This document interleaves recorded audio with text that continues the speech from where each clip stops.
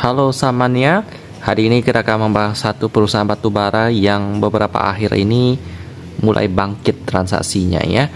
Tetapi apakah cukup menarik untuk kita lihat? Ya, ini merupakan saham yang di-request oleh teman-teman kita dan saya sendiri juga ada masuk ke saham ini ya. Tetapi memang harus hati-hati juga sih. Saya juga sekarang masih ada floating loss di saham BOS yang satu ini, jadi kita lihat bagaimana fundamental perusahaan yang satu ini, apakah cukup menarik. Kita akan membahas Borneo Ora Sarana Sukses Tbk dengan kode emiten BOSS atau kita panggil aja BOS. Dimulai dari berita tentang mereka terlebih dahulu ya. Cukup banyak sentimen yang antara positif ataupun negatif ya. Yang positifnya beberapa diantaranya adalah tentang mereka terbang 22% ya. Satu minggu yang lalu ada juga tentang bagaimana mereka mengalami kerugian pada tahun 2021 ya. Kerugiannya besar banget, minus 118 rupiah ya earning per share-nya. Itu bahkan lebih besar kerugiannya daripada harga sahamnya. Lalu juga ada soal bagaimana anak usahanya juga ada yang kena PKPU, pilot, dan juga bagaimana ada pemegang saham daripada BOS ini yang menjual sahamnya ya, seperti Mega Prakarsa Utama, Kencana Unggur Semesta, lalu ada Sapir Mulia Abadi ya. Katanya sih untuk merealisasikan investasi mereka, jadi mereka take profit istilahnya ya. Ini tentunya bukan kabar yang baik ya, kabar yang buruk. Jadi saya kurang senang dengan pengendali yang menjual sahamnya. Itu berarti mereka mulai melihat perusahaan mereka ini sudah tidak bagus, jadi mereka jual gitu. Kita akan bahas tentang mereka terlebih dahulu ya. Nah, 2013 mereka manajemen membawa salah satu konsesi mereka yaitu PT Bangun Ora Sarana Sukses atau PT BOS ke dalam produksi setelah beberapa tahun melakukan kegiatan eksplorasi. PT BOS telah memulai produksi pada Januari 2013, memulai pengiriman pertama pada November 2013 ke pedagang besar seperti Glencore, Peabody, Alfa, Trafigura, dan lain-lain ya. Tapi kalau untuk pembangunannya sih udah lama banget sih mereka ini ya. Kita coba lihat di sini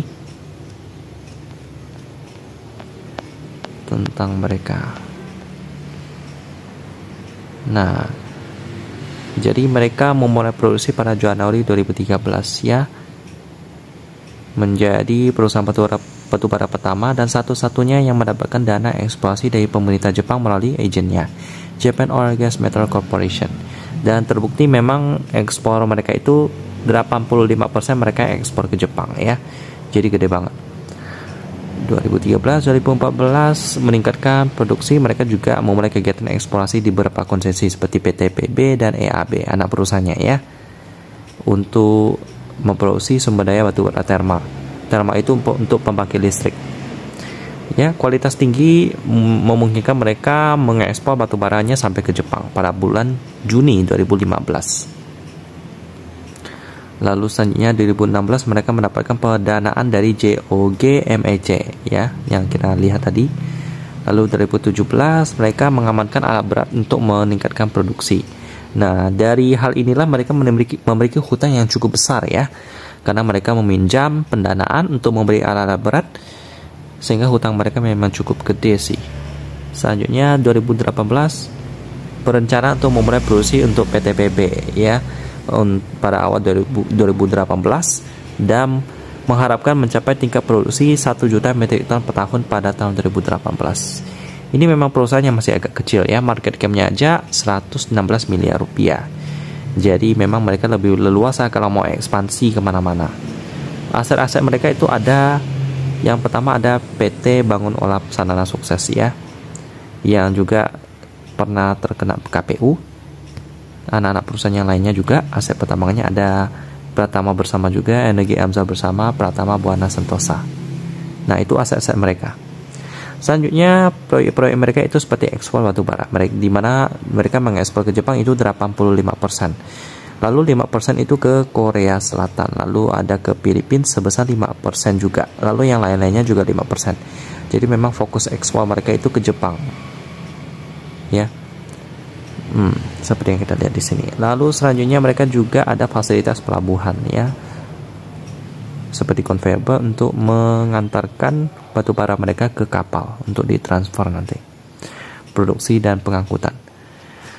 Jadi prospek BOS ini bagaimana? Mereka benar-benar bergerak di bidang batubara yang menurut saya tahun ini sih masih oke. Cuma kalau untuk 2023 sih sepertinya juga oke juga, tapi bakalan ada penurunan dibandingkan 2022. Apalagi kedepannya juga kebutuhan akan batubara akan berkurang drastis. Jadi kita lihat ke depannya masa depan BOS ini bagaimana. Saya pun tujuannya masuk ke BOS ini untuk tujuannya trading jangka pendek sih. Jadi nggak bakalan lama sih ya. Cuman tetap harus hati-hati sih. Memang cukup menggiurkan. Pergerakan sahamnya itu mereka pernah mencapai harga 2.800 terus turun, sekarang harganya Rp83. Tapi tetap harus hati-hati teman-teman ya. Karena siapa tahu ini saham memang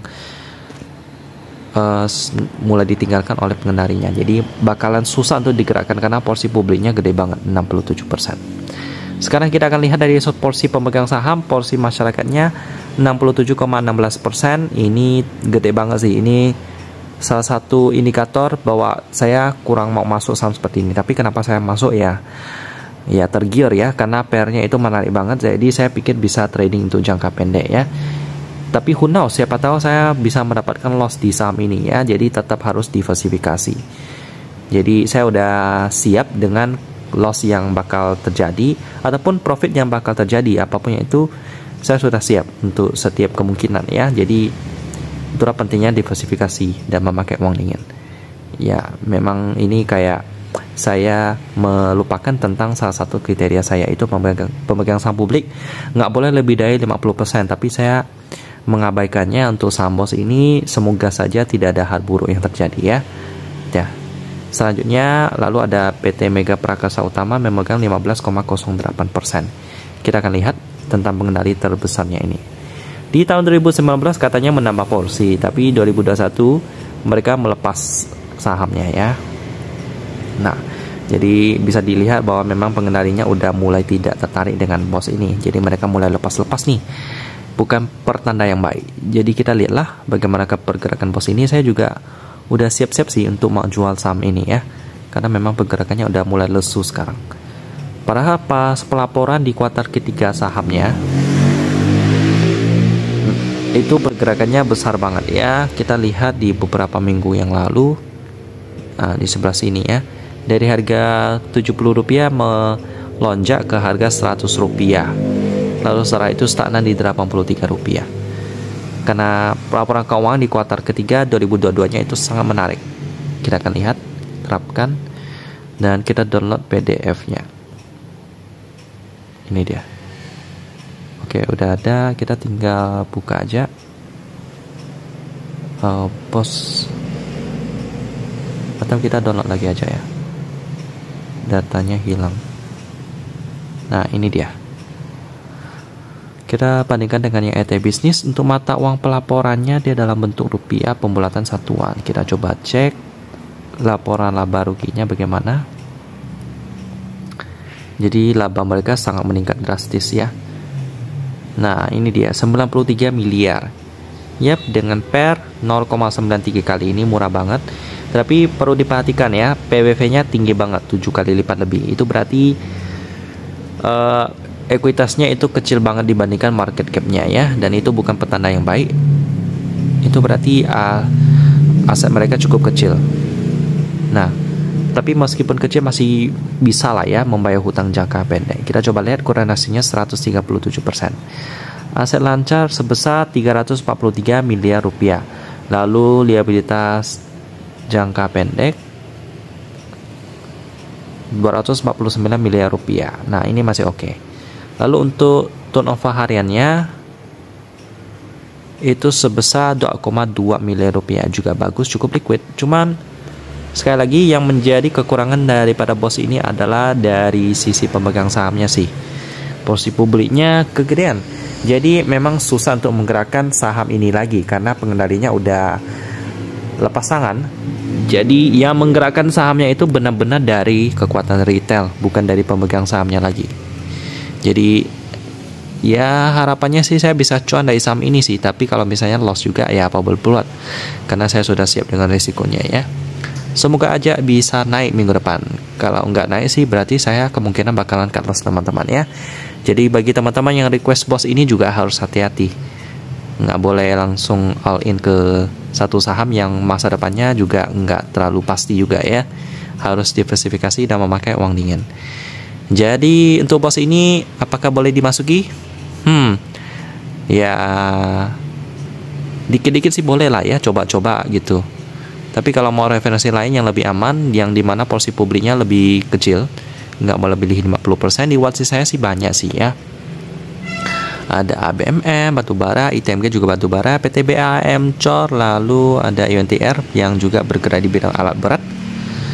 Lalu ada juga Adro, KKGI, Indi juga ada, Embab, dan SATG juga berinvestasi ke Adro juga sih. Seger dan BSSR. Jadi gitu aja, semoga bisa membantu. Saya tutup dan kita ketemu lagi di video selanjutnya.